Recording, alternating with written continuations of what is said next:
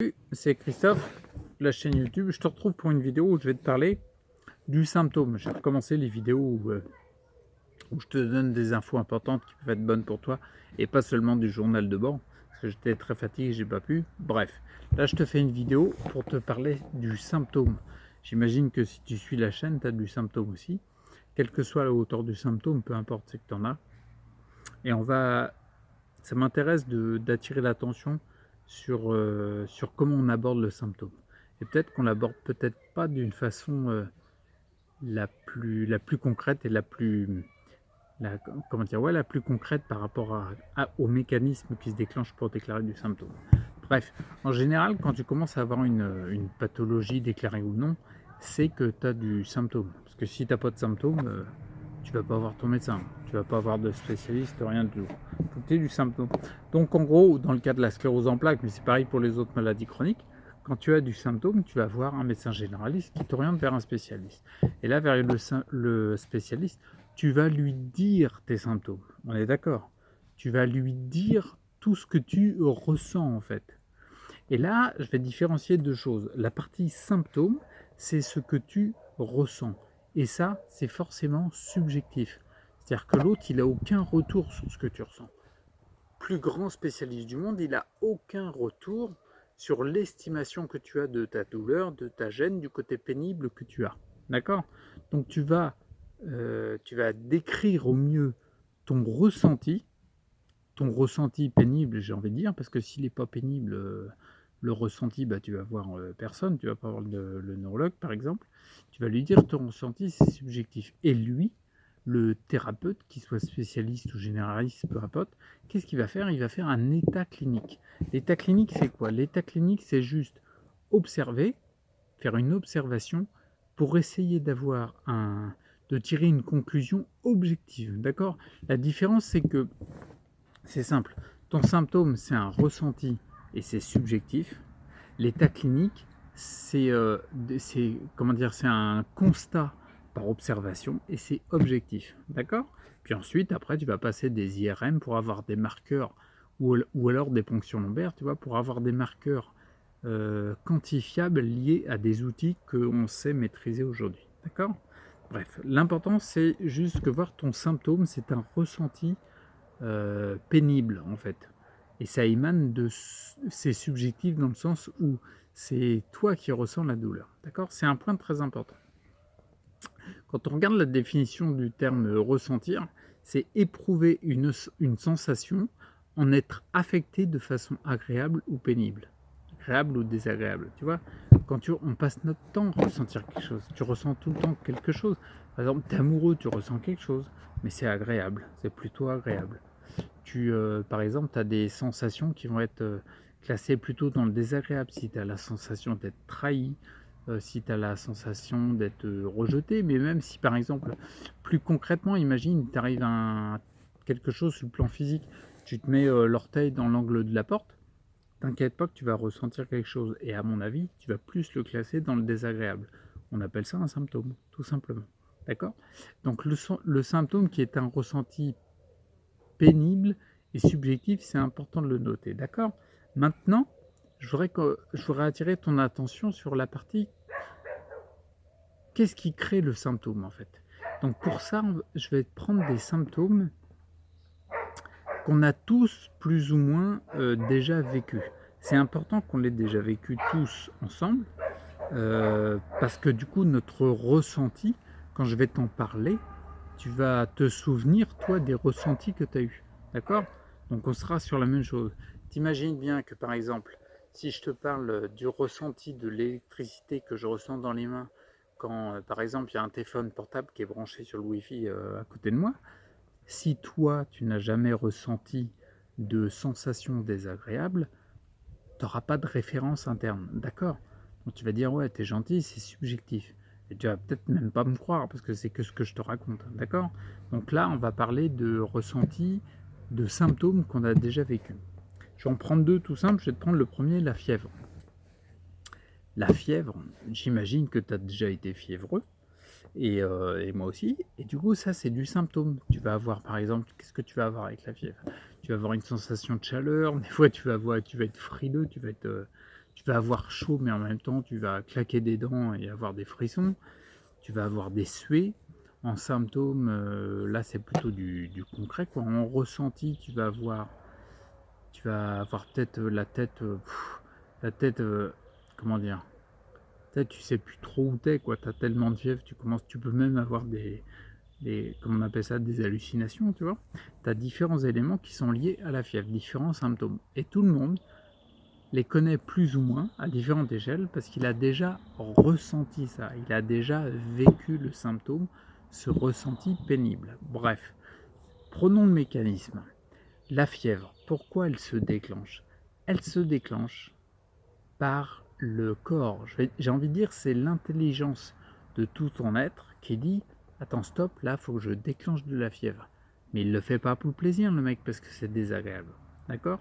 Qu'est-ce qui se passe concrètement? Imaginons, il se peut que la fièvre soit déclenchée par ce qu'on appelle une infection.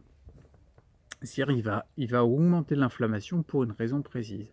Il va mettre de la fièvre pour une raison précise. Imaginons par exemple que ce soit microbien, viral ou bactérien, peu importe.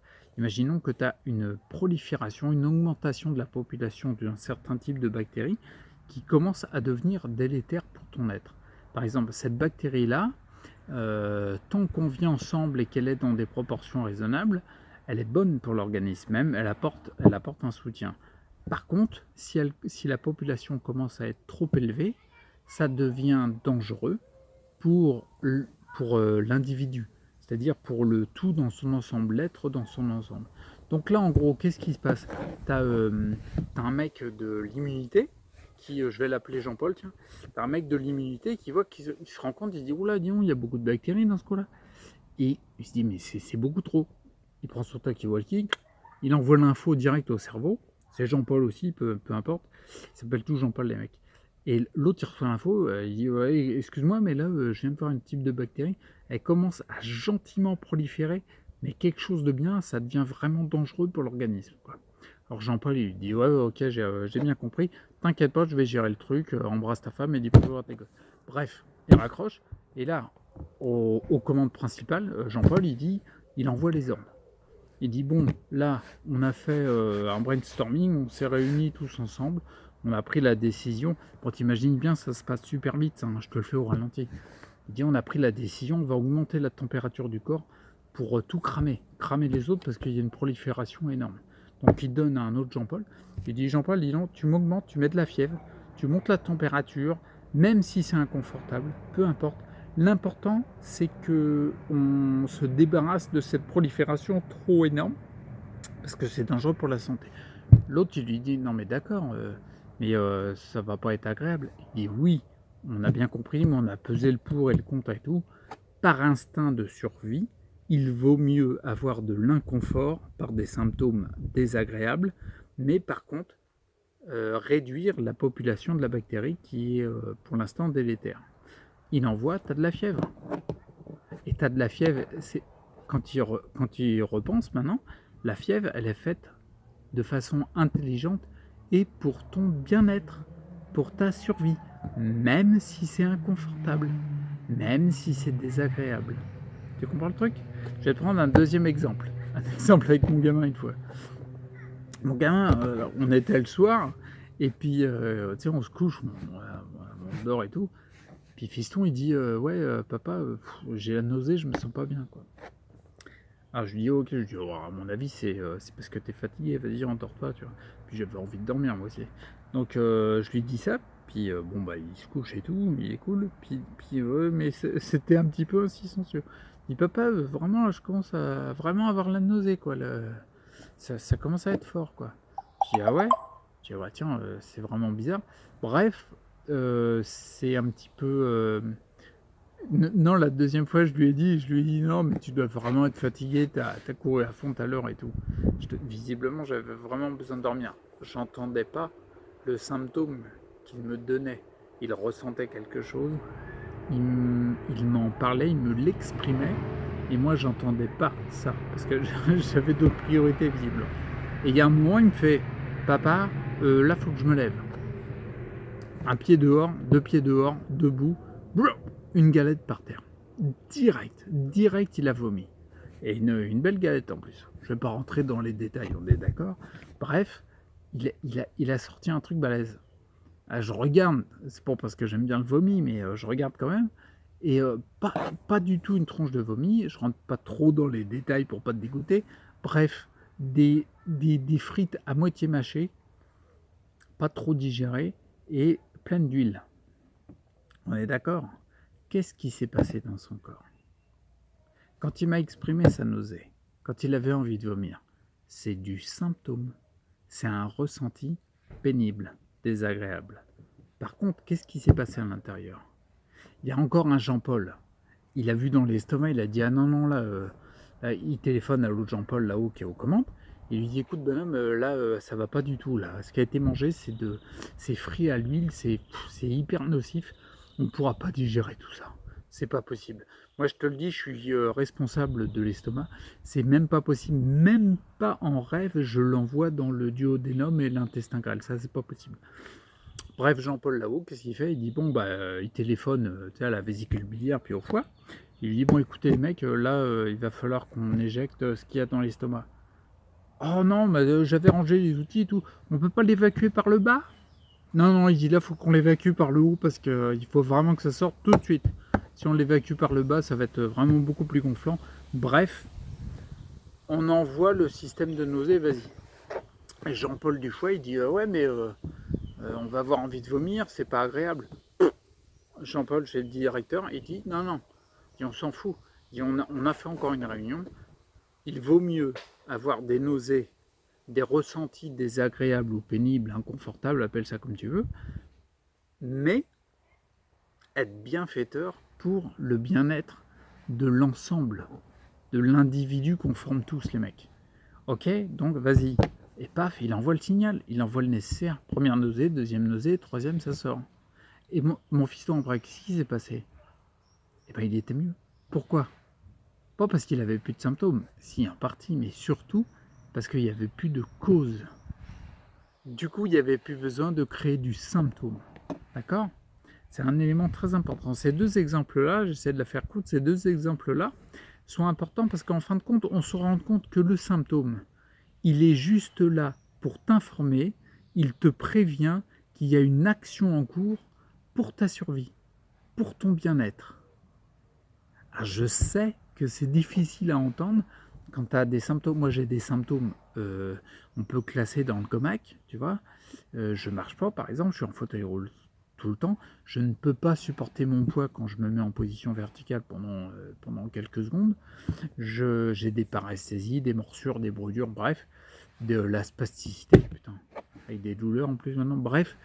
Et puis, ah oui, je tremble, c'est-à-dire que pour viser quelque chose, quand j'attrape mes couverts, des fois on est à deux doigts qu'il faille me donner à manger, si tu veux.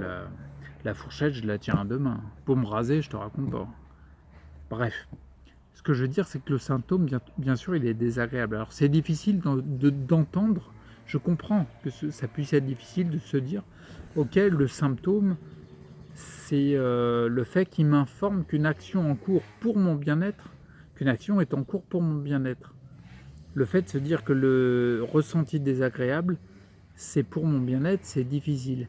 Mais force est de constater que le symptôme, il est là pour t'informer, je le répète, qu'une action est en cours pour ta survie, même si ça fait chier sa race, parce qu'il est désagréable le symptôme. Un symptôme, c'est forcément désagréable. On est d'accord? Et je trouve que c'est un point hyper important à se mettre en tête, à constater en fait tout simplement, parce que c'est le processus naturel du corps. D'accord? Le symptôme, il arrive, c'est désagréable, mais il est là pour t'informer qu'il y a une action en cours pour ton bien-être. D'accord? Repense à l'exemple de la fièvre et de la nausée tout simplement.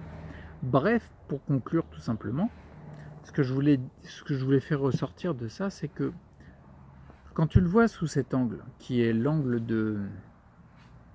là on est en train de parler de physiologie, quoi. On est en train de parler de comment le corps fonctionne. Je suis pas en train de te parler d'une théorie, d'une hypothèse de quoi que ce soit. C'est un constat de comment ça fonctionne, tu vois. Et bien, quand on voit ça, Moi, ce que je me dis, c'est que le symptôme, c'est pas l'ennemi à abattre. Tu vois ce que je veux dire? Prendre une substance active qui va agir pour faire taire le symptôme, quand on regarde par rapport à la physiologie comment ça se passe dans notre corps, bah c'est débile. Excuse-moi, mais c'est débile. Parce que quand tu fais ça, tu n'as plus de symptômes et du coup, tu cherches jamais la cause. Parce que la cause, t'en as plus rien à carrer. Mais en fin de compte, c'est pas parce que tu l'as résolu, c'est parce que tu as fait taire ton symptôme. C'est-à-dire que, attends, excuse-moi 2 secondes, je fais une pause. Hein. Mais c'est-à-dire que la façon dont on est fait et dont on fonctionne, c'est juste hallucinant. On est même pas à un milliardième d'être capable de créer ça, tu vois, la beauté de la vie qu'on a à l'intérieur et comment on fonctionne. Et nous, quand il y a un symptôme, qu'est-ce qu'on essaye de faire? À tout prix, de l'annihiler, de le tuer carrément, tu vois, pour plus rien écouter. Alors qu'on se rend compte que le symptôme, c'est ton ami, c'est pas ton ennemi à abattre. Et c'est un point hyper important. C'est pour ça, je te mettrai le lien si je peux, c'est pour ça que quand j'avais fait une vidéo il y a plusieurs mois sur la définition même pour comprendre ce que c'est que la médecine allopathique, que d'avoir une démarche allopathique, et je le répète, la démarche allopathique, je te propose de regarder la vidéo, c'est vraiment une substance active, utiliser une substance active pour agir sur le symptôme, on ne cherche pas les causes. Du coup, je le répète et je me renforce dedans, même si les symptômes sont difficiles à vivre. Mais une démarche uniquement allopathique, tu résoudras jamais rien. Tu fermes les yeux, enfin les deux d'ailleurs, tu agis sur le symptôme et c'est tout. Et puis après, tu recommences à faire la Java et à recommencer ton mode de vie qui est délétère dans le fond, mais que tu veux pas voir parce que tu veux continuer à faire ton mode de vie. Tu vois ce que je veux dire? Donc le symptôme, résultat des courses, enfin pour conclure, c'est pas l'ennemi à abattre, d'accord? Et quand c'est pas l'ennemi à abattre, et bien la question la plus belle, c'est est-ce que c'est de bon sens que d'essayer d'éteindre le symptôme à tout prix? J'en suis pas forcément sûr. Je te l'accorde, c'est pas agréable, je sais ce que c'est. Ok? Voilà, c'était une petite vidéo sur le symptôme. Je pense que j'apporterai différentes facettes du symptôme. Il y a d'autres points très importants que j'aimerais mettre en avant et qui, j'espère, te sont profitables en tout cas. Donc voilà, je conclus là, j'arrête. N'hésite pas, alors tu sais, les pouces, les likes et tout, c'est bien, c'est sympa, mais le top pour échanger, pour faire circuler, c'est le partage. Donc si tu veux partager, n'hésite pas à partager, si ça peut aider quelqu'un, tant mieux. Ok? Je te souhaite de rester acteur pour ta santé, d'utiliser ta pensée et ta réflexion pour analyser des situations, essayer de trouver des solutions sur les causes. Et puis on reste là, ok? Ça marche? Allez, reste acteur pour ta santé et je te dis à plus. Ciao. Ah, faut que je touche le bouton. Allez, à plus.